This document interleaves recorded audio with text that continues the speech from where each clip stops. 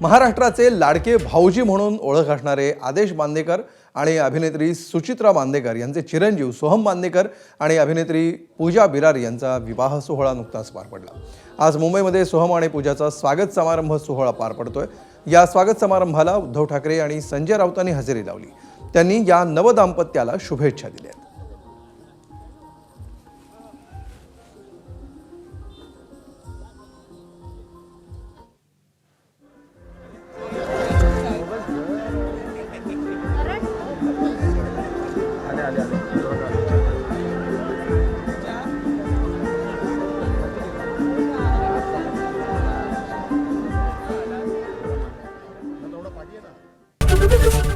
ABP माझा, उघडा डोळे बघा नीट।